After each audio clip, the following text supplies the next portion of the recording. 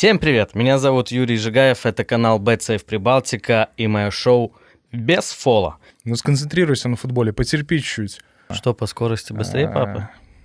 Скорость проблема. В Локомотив Даугавпилс я не могу идти работать. Ты не обижайся, относится к тебе как к Стрельцову. Я так, конечно, не очень поверил, когда мне сказали, что есть вариант поехать в Милан. Сколько денег заплатили тебе? 0. Я играл и играю всегда для зрителей. Я завел Торпедо Лайф, и он до сих пор, если ты посмотришь, называется Торпедо Лайф. Сможет он ехать за границу в хороший клуб, это все зависит от него. Мне что-то показалось, что даже я как будто в Краснодар еду. Сегодня у меня в гостях Эдгар Гаурич, легенда латвийского футбола, легенда Торпедо, легенда Спартака. Аскали, ты легенда в Аскале или нет? Конечно. Легенда Резекна. Резекна, да. Что ты в шляпе? Ты попросил меня оставить. Я попросил, чтобы... Так я в помещении, конечно же, всегда снимаю. Стиль. Про стиль поговорим. Тебя. Как дела? Спасибо, все хорошо. Трансферное окно закрыто? В Латвию, да, но еще открыто в другие страны, поэтому еще работа ведется именно сейчас по нашим футболистам, чтобы их трудоустроить за границей. Тоже об этом обязательно поговорим, но первое, о чем я хотел тебя спросить, ты, наверное, один из очень немногих футболистов, у которого было 2 прощальных матча. Буквально недавно ты сыграл второй матч прощальный в Резекне. Расскажи, чья это идея была, как прошло и почему второй раз решил? Ну, в принципе, идея родилась сразу после матча с Ригой на прощальной вечеринке. Жан Арманис предложил сыграть тоже прощальный матч в Резекне. Я тебя перебью. Первый здесь наши, продюсеры поставят. Первый матч я снимал, было круто, поэтому здесь смогут посмотреть. Да. Вот, и, в принципе, я согласился, конечно, идея хорошая, потому что город Резекне меня воспитал, вырастил и дал дорогу вперед, за границу. Соответственно, да, хотелось приехать в свой родной город, поблагодарить, попрощаться, пообщаться, то есть поэтому я считаю, что очень хорошо все получилось. Единственное, к сожалению, результат не был положительным, проиграли, но соперник был серьезный. Естественно, я смотрел только по своему календарю, по рабочему, где я могу поехать. Конечно, можно было выбрать более сладкого соперника, забить гол, попрощаться, но, опять же, говорю, то есть цель была приехать в родной город, поблагодарить, что город мне дал очень много, и хотелось тоже что-то отдать, поэтому спасибо. Ты говоришь, сладкого соперника надо было. В первом прощальном матче ты сладкому сопернику забил, да? Да, я еще тренировался, видишь, все-таки не на каждой тренировке, но я поддерживал форму, так же самое в чемпионате я же и участвовал, вот. Но сейчас, конечно, из-за пандемии плюс много работы я практически не тренировался, поэтому здесь, чуть-чуть поддержал форму, чтобы совсем на минуте 10-15 не порваться и уйти. Сколько некрасиво. Сыграл? Около 62 минут.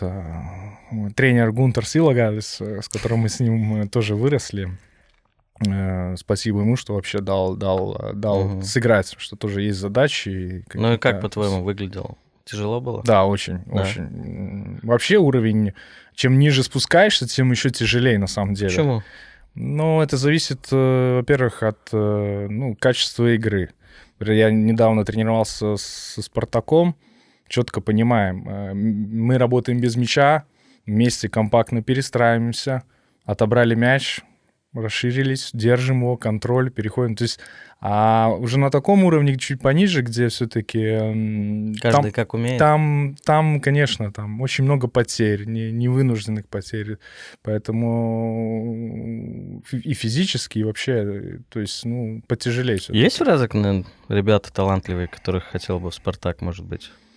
Да, могу. По той игре. Да, могу отметить, что касается по той игре, да, есть один футболист, не буду называть фамилию. Я как раз приехал за день в Резекне, потренировался, посмотрел обстановку, как работают и так далее. И на следующий день приехали также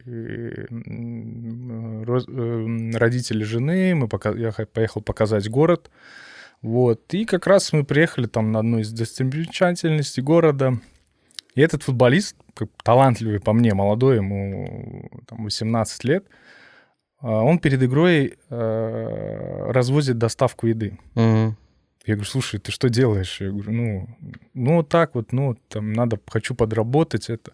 Ну, естественно, я с ним переговорил, я попросил у него, если есть возможность, потому что ты талантливый футболист. Сейчас, на данный момент, нужно больше посвятить времени футболу. Потерпеть, может быть, где-то пожить с мамой, с папой там, и так далее. Вот. Но он сказал, что подумает, и то есть я постарался его как-то промотивировать. Больше тренажерный зал, там, еще работать с мячом. Ну, тяжело, ты сейчас понимаешь, Эдгар, чуть время поменялось все-таки. Согласен, но опять же, я говорю, это для нас, особенно для молодых футболистов, это самый важный период, именно там, С 15 до 20, 16, да. там, тот же 18 еще. Но сконцентрируйся на футболе, потерпи чуть-чуть. Потом попадешь в хороший клуб, заключишь хороший контракт, и у тебя все наладится. Но на данный момент, я говорю, здесь нужно сконцентрироваться на футболе. Нужен человек рядом, который подскажет. Но моя миссия, надеюсь, что тут же, что я там 2 дня был в Резекне, хоть как-то смог тоже пообщаться с футболистами и промотивировать. Но, в принципе, в Резекне 2-3 футболиста есть. Один уже приезжал на просмотр, ему 16 лет, месяц назад, то есть у нас побыл. Будем дальше следить за ним. Слушай, прощальные матчи — это обычно такое волнительное событие. Что вот у тебя останется в памяти с Резекне именно, с этой игры? Может, увидел кого-то там, одноклассника или первую любовь? Или бабушка пришла? Слушай, волнительно не было. Такой самый эмоциональный момент был это против Риги, это прощальный матч был, профессиональной карьеры, то есть там уже все эмоции я уже оставил, все. Здесь уже был более такой, не скажу, что эмоциональный, но на трибунах удивительно было очень много людей, учитывая, что так же самое все санитарные протоколы и так далее. Да. Там 800 мест, но пришло около 600 зрителей. И, конечно, был очень рад видеть и бабушку, дедушку, то есть очень много родственников.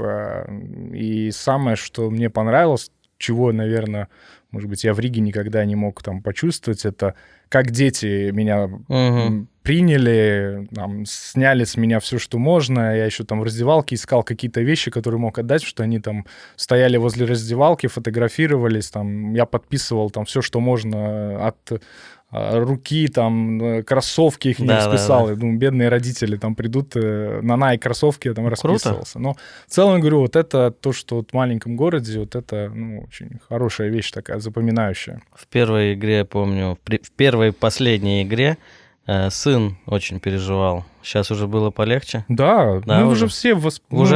Да, мы уже приняли это, что все, вот это конец карьеры, и все. В Резекне довольно-таки спокойная атмосфера была. У тебя сын уже довольно-таки, взрослый, я имею в виду, что уже может понять, что происходит. Что после первой игры, когда я видел его, он плакал, что ты с ним... О чем ты с ним разговаривал? Как ты его успокаивал?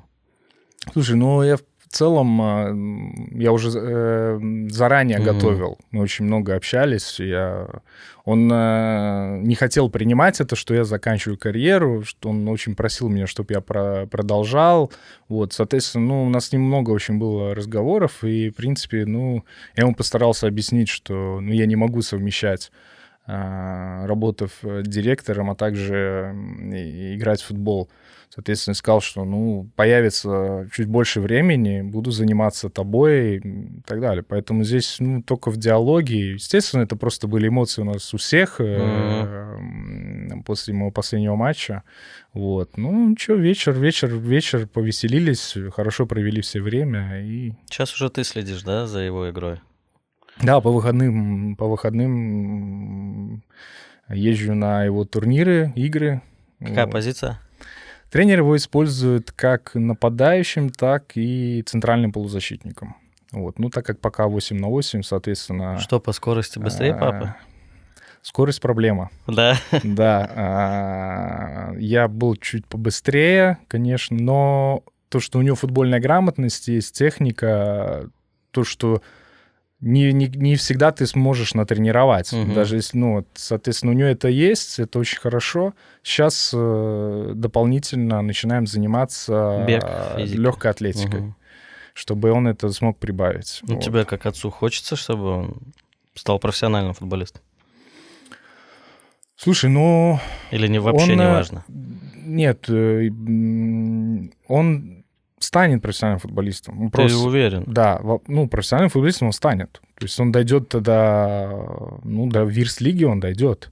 Дальше вопрос, сможет он ехать за границу в хороший клуб, это все зависит от него. Почему я про сына спрашиваю?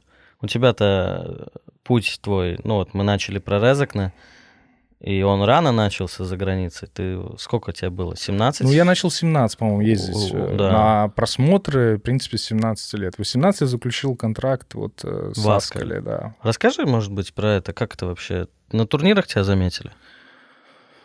Да, в принципе, я начал играть по первой лиге и, в принципе, довольно-таки много забивал. Да, в взрослом футболе уже, но также само вызывался в молодежные сборные, там, U17.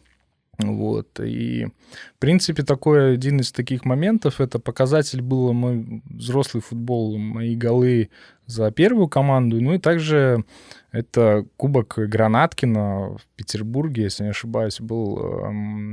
Я там забил около 3-4 голов. То есть за сборную хорошо выступил, забил голы. И после этого уже поступили звонки от агента по дальнейшему работе и пробовать себя где-то за границей и так далее. Поэтому я так, конечно, не очень поверил, когда мне сказали, что есть вариант поехать в Милан. Я парень из Резекне, то есть я не был готов, потому что я видел, что есть даже лучше меня на тот момент, и почему именно я поеду в Милан.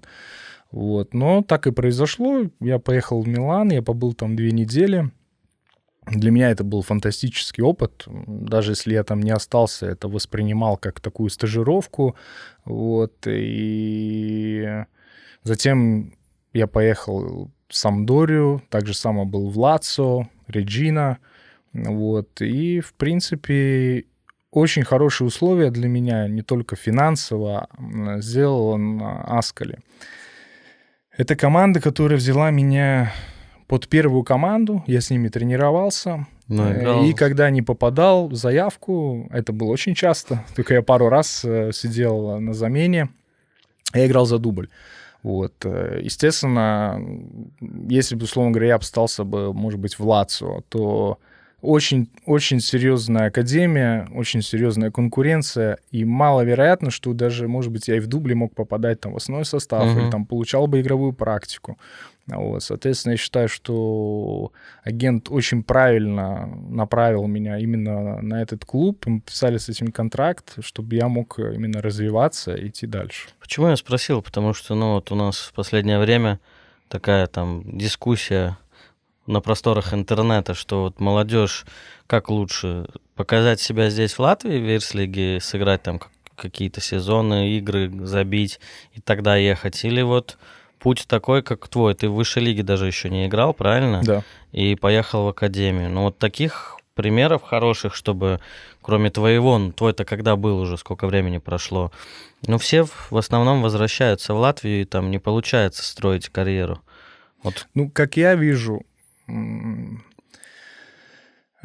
если есть возможность 16-17 лет потихоньку уже ездить на стажировки, на просмотры за границу, если есть возможность, то заключить долгосрочный контракт и перейти в академию, условно говоря, дубль, и развиваться там.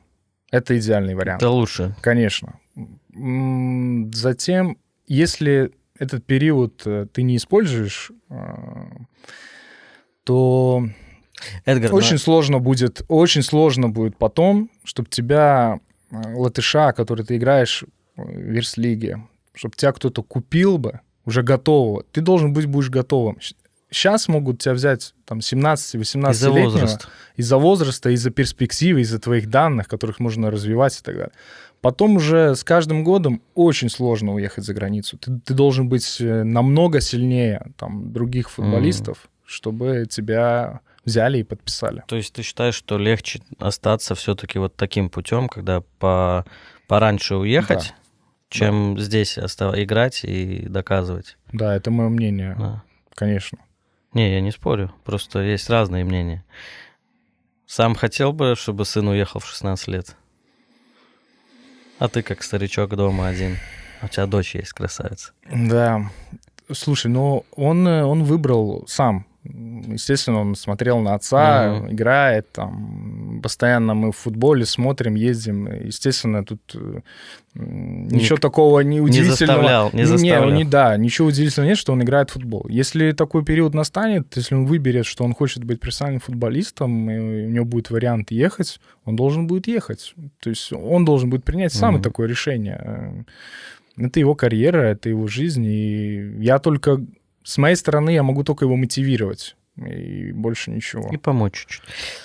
Слушай, про Италию не хочу много разговаривать, и мне больше интересно то, что я читаю, знаю про тебя, это твоя российская карьера. Это ФНЛ, да. Это 2 команды, правильно? Да. Красноярск и Торпедо. И фанаты Торпедо, ну ты не обижайся, относятся к тебе как к Стрельцову. Но очень любят, посылки присылают и так далее. С чем это связано? Ну, скажем, давай с цифр начнем. Ну, сколько ты голов забил за Торпедо? Очень мало. Да, ну я к этому. Очень мало. Игр тоже не скажу, что я там... Да, у меня два чемпионата, и последний, когда мы выходили в премьер-лигу, я в марте ушел, в мае заканчивался, но в марте я ушел, так как уже совсем мало игровой практики получал. Соответственно, да, здесь не дело в количестве. Ты можешь там и, не знаю, там 5-6 лет отыграть как серой мышкой и так далее. То есть здесь речь идет о том, о взаимоотношениях. Я играл и играю всегда для зрителей. Это они чувствовали. Были хорошие матчи, мы там благодарили их. Были и плохие матчи. Мы могли проиграть на кубок какой-то там звезде, Рязань и так далее. Ну, приехали там 1000 болельщиков, мы проиграли, и команда не захотела подходить. Многие футболисты практически. Ну, я пойду поблагодарю их. Конечно, были у меня конфликты на этом почте и в раздевалке из-за этого. С игроками. Но у меня свое мнение есть. Не хотите... Ну, а как же, мы же одна команда. Мы одна команда, вот, но есть моменты, когда если я не согласен с этим, но для кого они играют, команда, для кого они играют? Вот. Но это такие, я не скажу, что это был у нас у нас не было конфликтов, это были такие небольшие. Да. И здесь выбор каждого здесь был. Я обязательно подойду и поблагодарю независимо. Выслушаю даже. Они могут и... Для чего они и приезжают? Они могут и сказать что-то. Конечно. И ты должен принять это. Вот. Соответственно, здесь очень много. Я говорю, тут старался заниматься... То есть я приехал, по мне, российский один из великих клубов с большой историей. Да, у него сейчас есть проблемы, играют они в ФНЛ и так далее. Но я воспринял, что я приехал реально в очень хороший клуб, большой клуб с большой историей. Я продолжал популяризировать этот клуб различными акциями и так далее. Я завел Инстаграм, который до сих пор... В Торпедо не был Инстаграм. Серьезно? Да. Я завел Торпедо Лайф, и он до сих пор, если ты посмотришь, называется Торпедо Лайф, и там уже около 20-30 тысяч. Ты ведешь до сих пор? Нет. Я после того, как я уехал с Торпедо, я передал пароли, и, в принципе... Сколько денег заплатили тебе? 0. Это я же тебе говорю, плохой бизнесмен. Нет, это не из-за денег. Я это делал не из-за денег, и, в принципе, ну, я говорю, что я рад, что я там этот период, который был, я провел его максимально и поехал. Да, сейчас у нас хорошие продолжаются отношения, мы со всеми общаемся, я также смотрю матчи, поддерживаю, вот, и... Ты директор команды «Спартак». Это никак Торпедо не задевает? Нет, у нас хорошие отношения, Да. Спартак, Торпедо. Друзья? Да, да. А я, значит, что-то перепутал. В Локомотив Даугавпилс я не могу идти работать, Потому что Локомотив? потому что Локомотив. Да, что против Локомотива? Вот Торпеда, Ну, да? Да, конечно, это дерби и А ЦСКА? тоже. Тоже дерби. Динамо? Ой, Друзья? Еще? Еще А что, хуже. только со Спартаком дружит Да, Торпеда? Я да. не знал. Да. Тогда я тоже за Торпеда. Слушай, было что-нибудь такое душевное от фанатов Торпеда присылали тебе? Или просто стикеры в основном какие-то? Слушай, ну, письма разные. И мне удивительно, что болельщиков Торпеда очень много по всему миру. Даже парень из Америки мне прислал посылку, там тоже шарф Торпеда, стикеры и фотографии прислал. Он там в Америке стоит с моей майкой, уже много лет живет. Мгм. Вот. И самый ценный, наверное, если ты спрашиваешь про ценный такой, это так как сейчас стадион Торпеда будет реконструкция полностью, новый проект, и мне мой хороший товарищ, болельщик Торпеда, он стул фанатское кресло прислал мне... Как это физически возможно? По почте. По почте? Как? Где Сейчас оно? пока, к сожалению... Где у тебя лежит? Ну, пока лежит в гараже, вот, и думаю его на каком-то участке Установить, чтобы было как вот так на памятник, память. как На память. памятник. Ну да, то есть так. Про Красноярск мне больше интересно. Знаешь, что, какой вопрос? Я никогда не играл так далеко, где часовые пояса. Расскажи, насколько это тяжело. Все время летать, менять это время, переводить. Слушай, ну... Быт. Я так, может, это, наверное, не серьезно, но какой-то был период, много просмотров, я как раз тоже был в Турции, Шериф и так далее. И у меня был вариант в Красноярский Енисей поехать. Я что-то даже так не обратил внимания, так как-то очень так... Где он находится? Спокойно, да, так. Ну, очень, так как-то, Слушай, пока в Турции, там, знаешь, приеду, команда Енисей, там, Мне что-то показалось, что даже я как будто в Краснодар еду. Вот, но в конце концов, когда уже все, мне понравилась команда, и мне предложили контракт, все, я уже потом Гуглить начал. Потом уже понял, что да, это все-таки никакой тебе не Краснодар, это Красноярск, это Сибирь. Это же мне надо будет приехать домой и жене сказать: дорогая, Там медведи ходят. Да, собирай вещи, мы переезжаем в Сибирь. Вот, но очень сложно, на самом деле. ФНЛ, когда я играл там, это было от Калининграда до Владивостока. И на самом деле очень сложно, и не каждый выдерживал. Было 2 футболиста у нас в Красноярске, которые уже через месяц, через 2, они собрали вещи и уехали. Я думал, ты скажешь, начали пить. Нет, просто постоянная температура, очень слабость и так далее.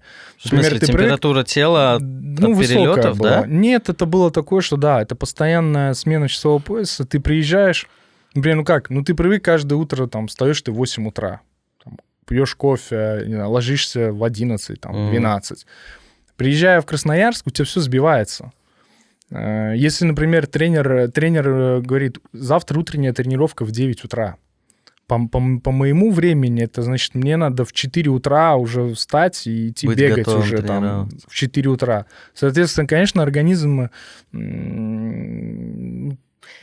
адаптируется, но кому-то сложнее, у кого-то проще. Я понимаешь? понимаю, я был на игре, в Японии была товарищеская игра, но это был один раз. Я почему спрашиваю? Это, получается, целый год ты так мучаешь свой организм.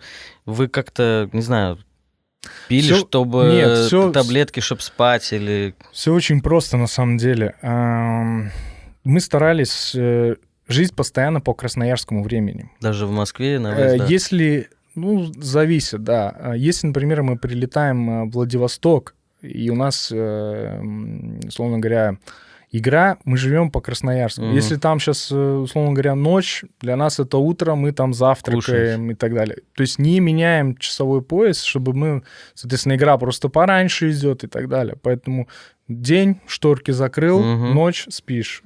Поэтому здесь тоже, говорю, у них есть хороший опыт уж с этим, поэтому они уже знают, как это лучше. Да. Врачи и так далее. Администратор очень правильно все готовит, вылеты, все выезды, поэтому... Вот. Товарищ играл в Луче, Владивосток, и когда говорили про деньги, что там, я не помню точно цифру, что там, ну, условно, 5000 сверху каждый месяц за то, что это во Владивостоке. Ну, как бы такая бонус, что туда тяжело заманить. В Красноярске тоже с деньгами все было хорошо? Это, в принципе, те дальние регионы, которые, да, это идет сверху надбавка. И так же само в Красноярске, так как это Сибирь, соответственно, я тоже получал, как и все, кто там работает. Да. Ну, это как такая лишняя мотивация, да? Ну, да. Следишь за Енисеем сейчас? Потому что я когда-то играл, я так даже игры смотрел иногда. И Олег Лайзен потом после тебя был. Да, после. Ну, не скажу, что часто, но смотрю. ФНЛ тоже, да? Да. Олег рассказывал про массажиста или доктора, связанного с Латвией. Да, там ребята такие очень интересные были. Расскажи. Ну, слушай, про массажиста он немножко такой... Хороший парень, но не в своем уме. Вот. Но классно он создавал нам атмосферу и так далее. Вот. Олег еще про Красноярск рассказывал, что там, опять же, я не помню кто, что про, латышский народ, что очень сильный там в Сибири. Есть общины, есть общины тоже. Мы созванивались, и с кем-то я даже виделся, да. То есть там, правда, в Красноярске мне очень понравился, очень хороший город, люди очень теплые, обжившиеся, и, говорю, там такие места были. Мы один раз с командой сделали такое командное мероприятие и поехали в горы на... Такая есть там река Мана, то есть мы там провели пару дней. Там горы есть? Небольшие есть, конечно, и такая прям как в тайгу больше. Вот, соответственно, честно, я такой красоты нигде не видел. Это просто фантастически, вот. Соответственно, на самом деле, говорю, очень хороший город. У нас была очень сильная команда, дружная, и мы сейчас до сих пор, этот Енисей того года, мы до сих пор все общаемся, все. Тот же Синицын, который сейчас в Краснодаре, и другие ребята, кто уже там закончил или еще что-то. Мы настолько до сих пор общаемся вместе, как будто там, не знаю, там... И прощальный вечер был такой эмоциональный, что, никто не хотел. Потому что понимали, что все, конец. Да, этого Енисея больше не будет. И, говорю, очень так. Последний вопрос про Енисей и Торпедо. Назови, может, футболистов, которые сейчас блестят, скажем так, в России, кто был, может быть, молодым, талантливым в Торпедо и в Красноярске. Вот ты назвал Синицына? Слушай, сразу могу сказать, это Юрий Газинский. Да, в Торпедо, да, был? Да, его взяли с Владивостока. Но там сразу видно было, что сезон 2 максимум, то есть он пойдет дальше. То есть у него сразу было очень много предложений, успешный сезон с его стороны, и он один из лучших полузащитников России. Еще кого-то назвать? Тяжело, да? Ерохин. Тоже, да. В «Зените». Лунев в «Зените». Это тоже это все Торпедо? Третий вратарь был в Торпедо. Он... я был шокирован его карьерой после Торпедо, честно тебе говорю. Взлетел, да? Очень. Да. Во-первых, очень правильно пошел в аренду, начал играть, получать игровую практику и так далее. И дошел, до получает вызов в национальную сборную. Да. Вот. Разговаривал с тобой довольно-таки долго. Звал тебя сюда, ты говоришь, занят, трансферные окна.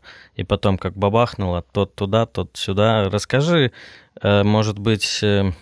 Наверное, о самом таком трансфере в последнее время, за последние полгода уж точно год, Шарпентье из «Спартака» в Дженуа. Как это вообще? Слушай, ну, конечно, для нас это такой очень самый значимый трансфер.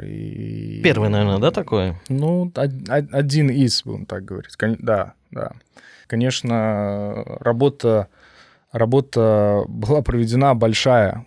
И как только Шампетье приехал к нам на просмотр, провел у нас полсезона. Вот, это тоже было очень непросто. Парень из Франции приезжает в Юрмалу, в Каугури. Да, ты понимаешь, что это такое. Где мы начинаем чемпионат на синтетике в школьных полях. Вот. Соответственно, ну, нужно было много работать. И психологически, и мотивировать. И, конечно, уже вышли на зеленые поля, на стадионы. Шампетье показал класс, он забил голы, и он стал уже к концу практически там лета один из лидеров. И всегда становится вопрос. Что дальше? Есть предложение пойти в аренду Авелино. Серия С. Серия С, первая, да.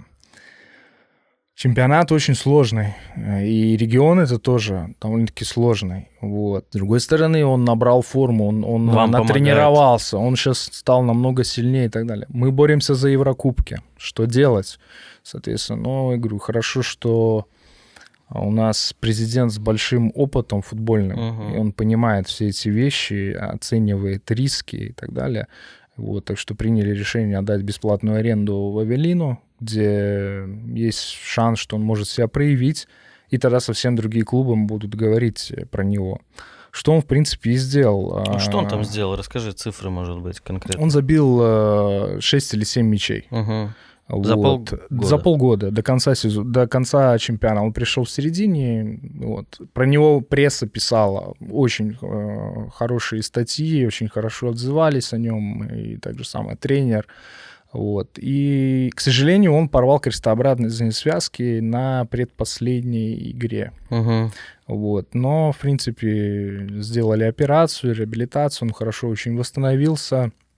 Уже ближе к чемпионату после пандемии уже начали вести переговоры. Вышло 2 клуба, которые проявили интерес. Дженоа и Лацио. Ничего себе. Вот. Соответственно, понимают, что Дженоа было более настойчиво. Также уже был вариант такой, что он подпишет 3-летний контракт, и уже на год его сразу отдадут в аренду в Реджину, которая вышла в серию Б. Вот. Соответственно, сделка состоялась. Сумма 1,5 миллиона, это правда? Ну, и, к сожалению, не могу разглашать. Ну, рядом. Разглашать суммы, но это для нас это правда очень, очень, очень серьезный трансфер. Слушай, наверное, лидер ваш в этом году, один, наверное, из лучших вообще во всей Эверс-лиге, Немanja Bilaković. Все говорили, что его первого продадут, а продали Шарпентье, которого не было в команде. Это шутка. Что с ним? Какая ситуация? По нему есть на сегодняшний день предложение. Ну, как ты знаешь, что трансферное окно немножко поменялось. С этого года она продлилась практически до середины октября. До октября уже? Да.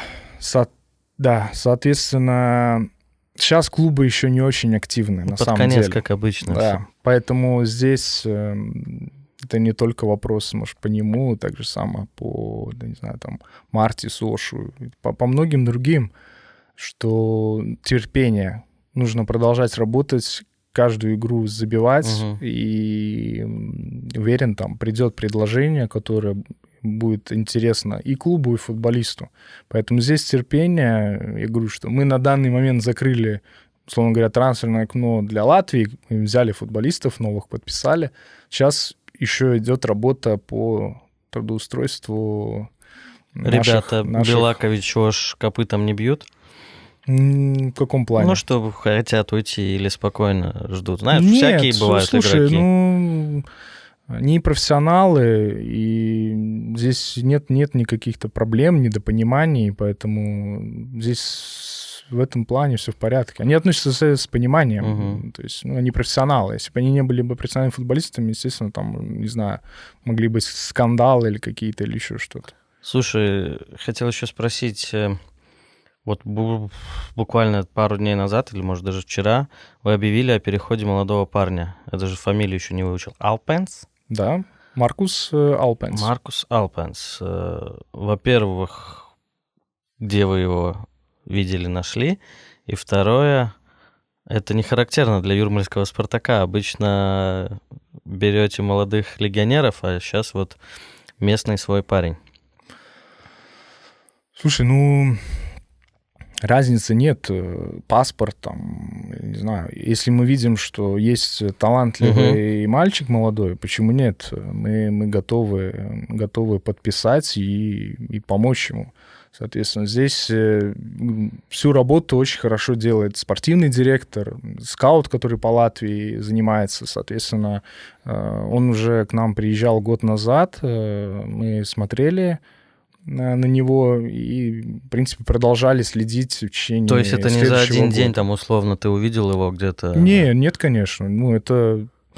Алпенс, так как тоже работаю, были какие-то детские проекты, я уже его знаю, он выигрывал у нас турниры индивидуально, то есть он очень-очень талантливый мальчик, мы за ним долго следили. Вот. Но, в принципе, родители приняли такое решение, что хотят присоединиться к «Спартаку». Парень слепый. Да. Им нравится наша философия клуба, как мы работаем. Соответственно, мы подписали с ним 3-летний контракт, и он с нами уже занимается, тренируется. За год он очень сильно прибавил, и я думаю, что он может быть такой, что даже сможет скоро дебютировать. Уже в этом году? Я думаю, что да.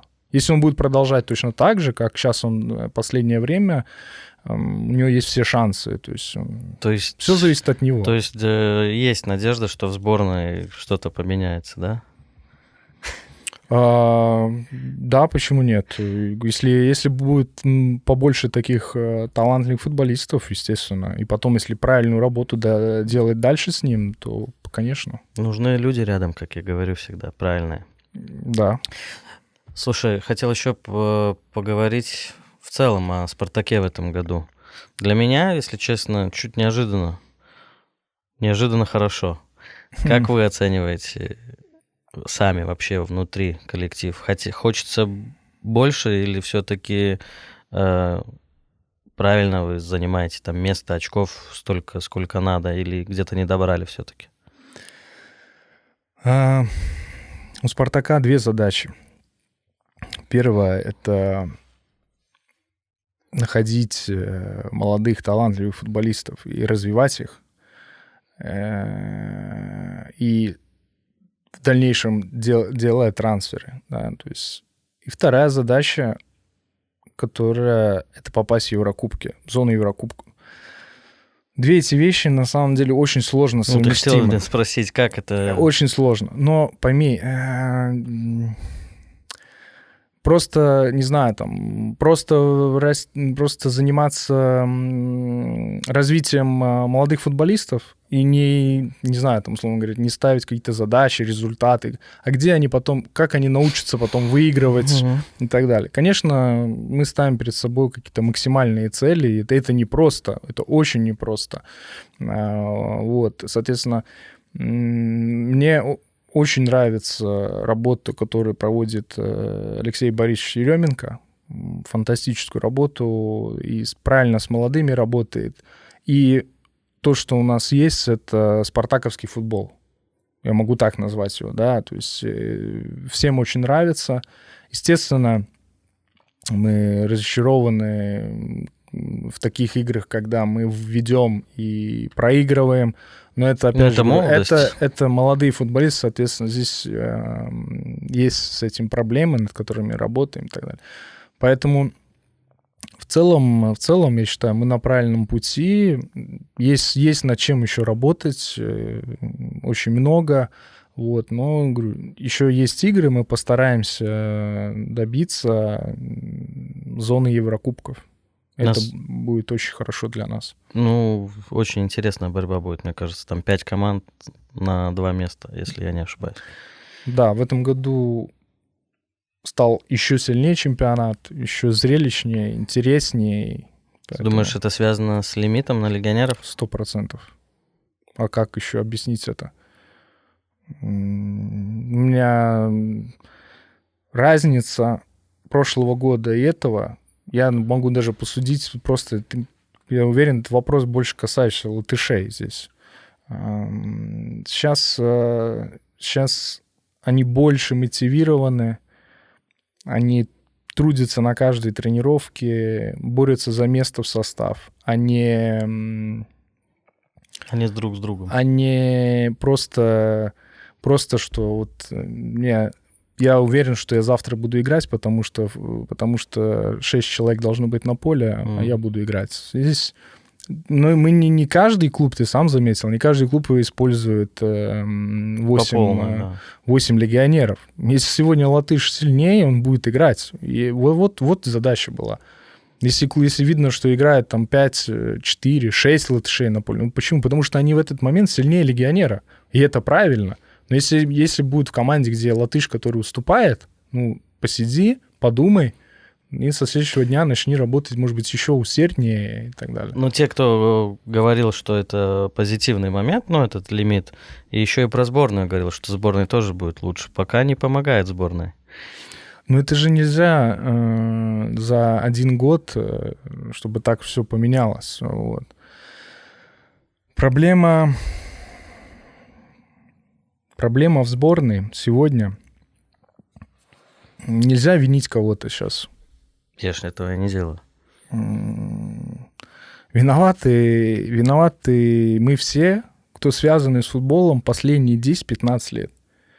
Надо признать это всем нам, кто, начиная там от детских тренеров, спортивных директоров, я не знаю, там, федерации, агентов, журналистов, которые там, не знаю, условно говоря, все, кто касается футбола, должны принять, что мы последние 10-15 лет делаем что-то не так, и начать учиться, меняться, признавать свои ошибки и двигаться дальше.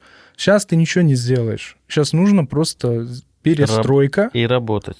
Перестройка и, да, работа. Что ты имеешь в виду под словом перестройка? Юношеская система или что? Ну, вроде ну это... надо начать с этого, чтобы потом с годами приходили более качественные футболисты, не знаю, к Вирс-лиге, к сборной. Тебе скажут, что эта система, которая сейчас, ну, это академия, ты знаешь про что, она только 6 или 7 лет. То есть с нее тоже результаты, наверное, пока рано ждать, нет? Посмотрим. Я говорю, по мне, не знаю, там, съезди, я вот говорю, случайно попал на одну тренировку. Не буду называть ни школу, ни фамилию тренера. Здесь в Латвии? Да, конечно. Ну, это ужас. Да. Ну, я не знаю, им уже по 11-12 лет. Это ужасная тренировка была, просто ужас. Я хотел подойти, я не знаю, там, к тренеру и, не знаю, пообщаться с ним как-то очень. Ну, где твой сын? Та, что ли, школа? Нет, ну так и перестань. Нет, конечно, вот. Но здесь, я говорю, здесь надо...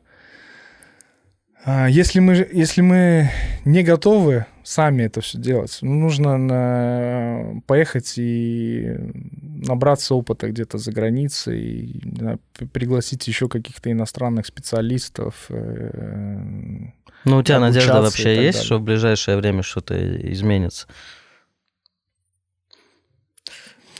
Да, но это не будет так быстро, но изменится. В любом случае поменяется, я уверен.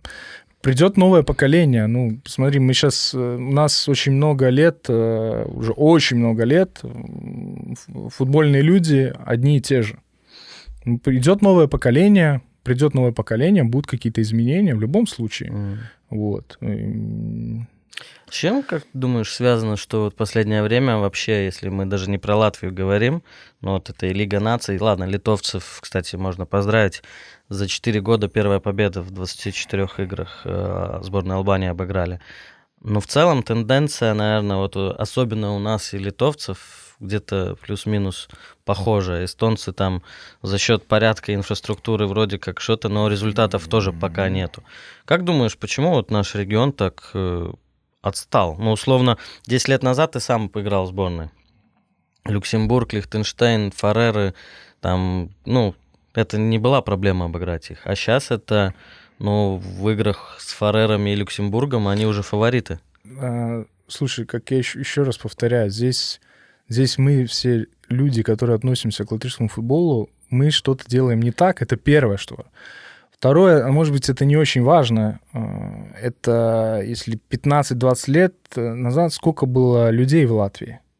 Было очень много людей, и можно было выбирать из футболистов. Сейчас, думаешь, выбора мало, да? Нет, я не говорю, что выбора мало. У нас сейчас тоже очень много академий стало. Вот, но у нас людей меньше.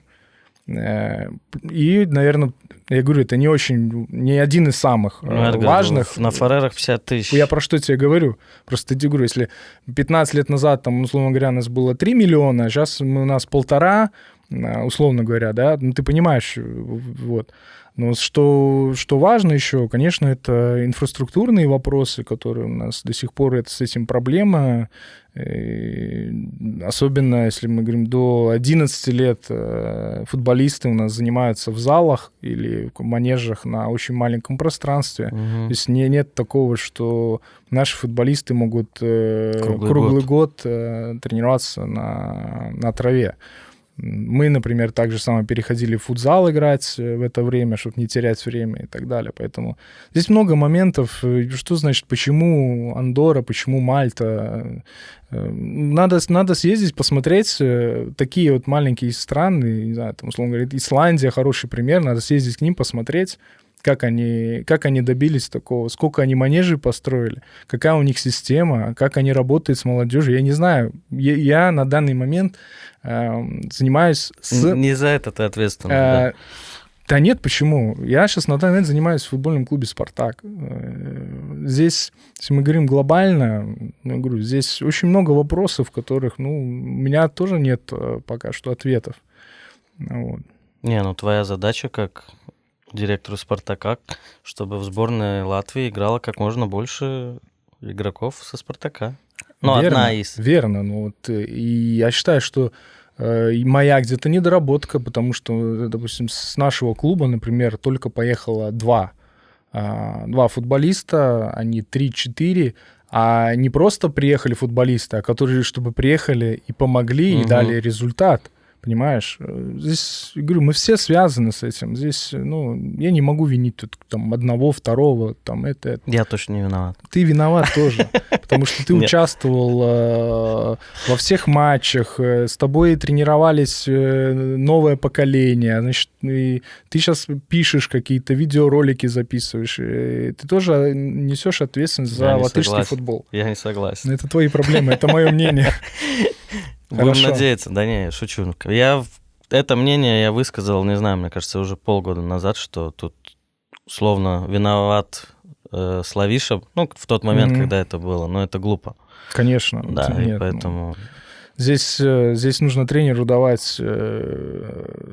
национальной сборной нужно давать полный карт-бланш, поддержка со всех сторон, и только время, и работа, и все. Тут нельзя после каждого матча тут, вы выйдите, отдайте все силы, поднимите голову, выйдите на интервью, расскажите, как есть. Все. Латвия должна понять, что нужно время. И общественность должна поддержать. И только нужна поддержка. Только так. А нам ждать, работать и терпеть. А нам надо ждать, да, работать. Спасибо, Эдгар, что пришел. Приятного тебе вечера уже. Спасибо. Было очень интересно. Серьезно? Да, очень интересно. Это первый человек, кто так говорит. Это было шоу «Без фола». Подписывайтесь на канал Bet Safe Прибалтика. Все самое интересное еще впереди. Пока.